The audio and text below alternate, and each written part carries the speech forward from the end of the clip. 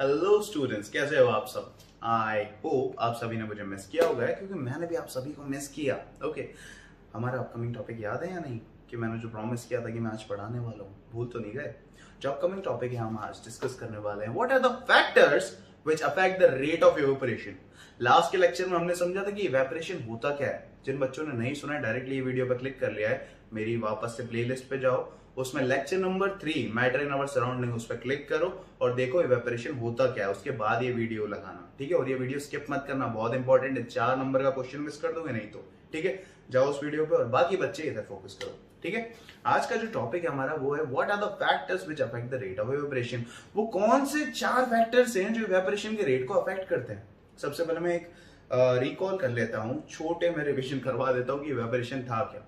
हमने देखा था whenever a liquid is going to change its state directly from that of liquid to that of gas without reaching onto its boiling point is called as evaporation. In simple words अगर मैं कहूं, जब भी एक liquid अपने state को change करता है लिक्विड से गैस में, बट उसके बॉइलिंग पॉइंट तक वो नहीं पहुंचता है, उसे हम क्या कहते हैं, इवेपोरेशन। एग्जाम्पल के तौर पर एक बाउल में मेरे पास है पानी और पानी का बॉइलिंग पॉइंट होता है 100 डिग्री सेल्सियस। अगर ये पानी को 100 डिग्री सेल्सियस तक की हीट मैंने नहीं दी, तब भी अगर रूम टेम्परेचर की हीट को एब्जॉर्ब करके ये अपने स्टेट को चेंज कर लेगा, इस फिनोमेना को मैं क्या कहूंगा, I am going to call it evaporation. So वो कौन से 4 फैक्टर्स हैं जो इवेपोरेशन को अफेक्ट करते हैं। सबसे पहली चीज तो 3 ऐसे फैक्टर्स हैं जो इवेपोरेशन के रेट को डायरेक्टली प्रोपोर्शनल है। सर इसका मतलब क्या होता है, यानी कि अगर ये तीनों फैक्टर्स बढ़ेंगे तो रेट ऑफ इवेपोरेशन भी बढ़ेगा, यानी कि जल्दी जल्दी होगा। और एक ही ऐसा फैक्टर है जो बढ़ेगा तो रेट ऑफ इवेपोरेशन क्या होगा, कम होगा। So I am going to call it inversely proportional. So सबसे पहले बात कर लेते हैं वो कौन से 3 फैक्टर्स है जो इवेपोरेशन की तरफ है, कि हम बढ़ेंगे तो रेट ऑफ इवेपोरेशन भी बढ़ेगा, हम उनके बारे में बात कर लेते हैं। जो पहला फैक्टर है वो है rate of change of temperature. Okay, but sir how does it affect. Okay, इसके लिए एक एग्जांपल ले लेते हैं। आंखें बंद करो और इमेजिन करो कि गर्मियों का टाइम है और तुम्हारी फेवरेट शर्ट तुमने धो के सूखने के लिए डाली, ओके। और उसी फेवरेट शर्ट को तुमने ठंड के टाइम पे भी सूखने डाला था कुछ महीने बाद, ओके। किस वेदर में वो शर्ट जल्दी सूखेगा। डेफिनेटली कोई भी इंसान इसका इजीली आंसर दे सकता है, ओके, कि सर क्या मजाक कर रहे हो, ऑब्वियसली गर्मी के टाइम पे जल्दी सूखेगा। रीजन क्या है उसका, कपड़ों को कैसे धोते हो, याद करो, डेफिनेटली पानी से धोते, बियर से तो धोते नहीं हम कपड़ों को, ओके। तो लेट्स से मेरी ये शर्ट है, इसको मैंने धो दिया, ठीक है। अब इसके अंदर क्या है, पानी, moisture has got absorbed by the fabric of the shirt, okay. जैसे ही अगर मैं इसको रोप पे डालूंगा गर्मी के टाइम पे सूखने में, गर्मियों के टाइम पे जो सराउंडिंग टेम्परेचर रहता है वो कैसा रहता है स्टूडेंट्स, ऑब्वियसली ज्यादा रहता है।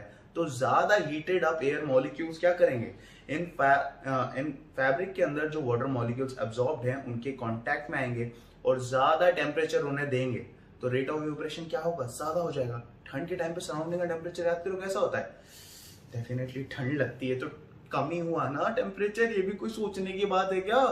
तो अगर सराउंडिंग का टेम्परेचर स्टूडेंट्स कम है तो क्या होगा, जैसे ये जो गीले कपड़े हैं इसके आसपास ठंडे एयर के मॉलिक्यूल्स आएंगे तो कम हीट एनर्जी का ट्रांसफर करेंगे, यानी कि कम ही वाटर मॉलिक्यूल अपने स्टेट को चेंज करेंगे from that of liquid to that of gas.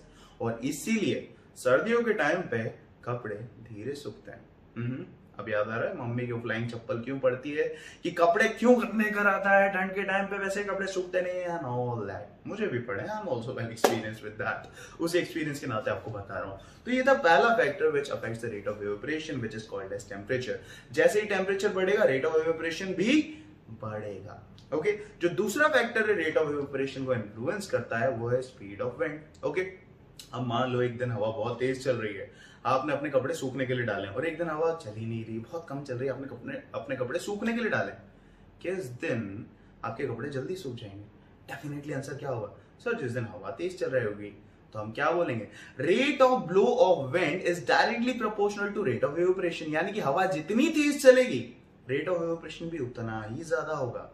गरम गरम चाय का कप याद करो, चाय को जल्दी ठंडा करने के लिए क्या करते हो, फूंक मारते हो ना, उसके बाद पीते हो, क्यों मारते हो फूंक, क्यों, क्योंकि चाय में एक इंग्रेडिएंट है वो है पानी, और तुम चाहते हो मैक्सिमम अमाउंट ऑफ वाटर क्या हो जाए, इवेपोरेट हो जाए, ताकि चाय ठंडी हो जाए और हम पी सकें और जाके शिनचैन देख सके, यस और नो।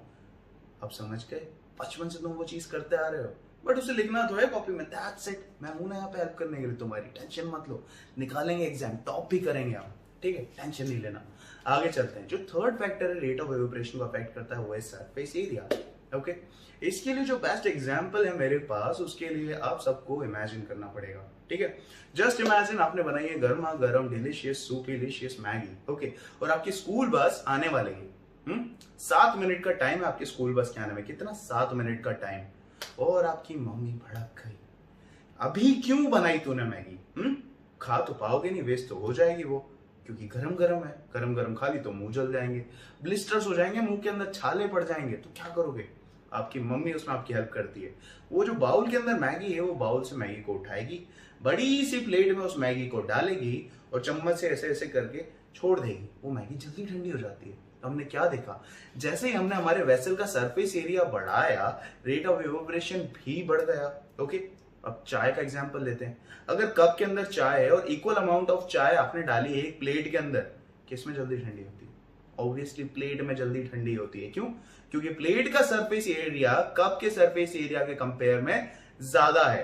तो अभी हमने क्या सीखा कि surface area is also a factor which affects the rate of evaporation directly. Surface area अगर ज्यादा होगा तो रेट ऑफ इवेपोरेशन भी ज्यादा ही होगा।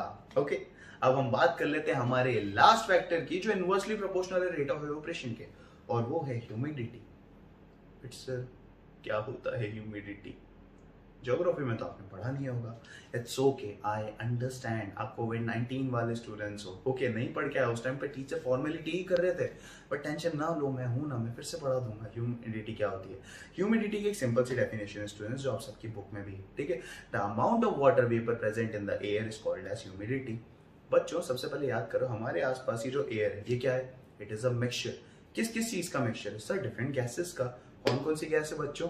हमारे पास है नाइट्रोजन गैस इन 78%, हमारे पास है दूसरी ऑक्सीजन गैस इन 20.9%, जो तीसरी है वो है कार्बन डाइऑक्साइड इन 0.04%, उसके बाद है argon, helium, chlorofluorocarbon, carbon monoxide, water vapour, etcetera etcetera etcetera. तो ये जो वाटर वेपर है, यानी कि पानी जो है वो अपने ट्रांजिशन फेज में है, यानी कि वो लिक्विड भी नहीं है, वो गैस भी नहीं है। तो हवा में जो अमाउंट ऑफ वाटर प्रेजेंट है उसको हम क्या बोलते हैं? ह्यूमिडिटी। Simple, relax. अगर हवा में नमी ज्यादा होगी, या फिर मैं कहूं हवा में अमाउंट ऑफ वाटर वेपर ज्यादा होगा, या मैं कहूं हवा में ह्यूमिडिटी ज्यादा होगी, तीनों स्टेटमेंट्स का एक ही मतलब है। Okay, so humidity I hope आप सब समझ गए हो। अभी अफेक्ट कैसे करती है रेट ऑफ इवेपोरेशन को? Let's see that. Excuse me. तो स्टूडेंट्स, अगर ह्यूमिडिटी ज्यादा होगी, यानी कि amount of water vapour present in the air is more, so what will happen? It is going to decrease the rate of evaporation. अगर humidity जो है वो कम होगी तो it is going to increase the rate of evaporation. But sir ऐसा क्यों? अब students, हवा के पार्टिकल्स के बीच में, या फिर मैं कहूँ डिफरेंट मिक्सचर ऑफ गैसेस में ऑलरेडी वाटर वेपर प्रेजेंट है। ओके, और जगह ही नहीं बची, यानी कि ह्यूमिडिटी ऑल टाइम हाई है, और तुम चाहते हो तुम्हारी प्याली के अंदर जो पानी है वो भी इवेपोरेट होकर हवा के बीच में जाकर बैठ जाए। कैसे होगा जब जगह ही नहीं बाकी है उसमें? अगर हवा के पार्टिकल के बीच में जगह बाकी है, ओके, क्योंकि उसके अंदर ह्यूमिडिटी कम है, directly mean amount of water vapour कम है। ओके, अगर हवा में जगह कम है तो क्या होगा? More amount of water vapour can go into that place. Okay, so आप क्या कहोगे कि humidity is inversely proportional to the rate of evaporation. I hope you got it. So these are the factors which eventually affect the rate of evaporation. I hope you understood this concept.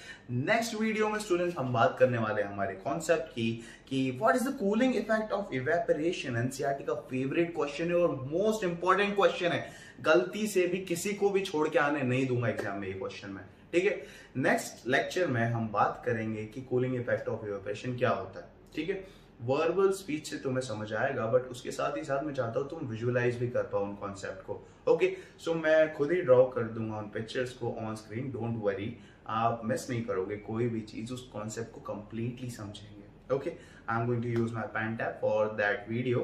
And students, अगर ये video पसंद आया हो, okay, आपके यहाँ पर information गई हो and you think it is valuable, okay, तभी चैनल को सब्सक्राइब करें। और अगर आपको सही में पसंद आया हो तो प्लीज अपने दोस्तों को फॉरवर्ड करो। मैं चाहता हूं कि मैक्सिमम बच्चों तक मेरा कंटेंट जाए और मैं सभी की हेल्प करूं। मैं नहीं चाहता कि कोचिंग इंस्टीट्यूशंस इतनी मोटी मोटी फीस चार्ज करें सबको। That's my motto and that's why I am here. I am ex IITian, ex mechanical engineer, and I'm just here for your help students. So तब तक के लिए मैं चाहता हूँ विदा, and I'm going to see you all in upcoming class. Till then, see you. और tension मत लेना एग्जाम्स के लिए, मैं हूँ ना।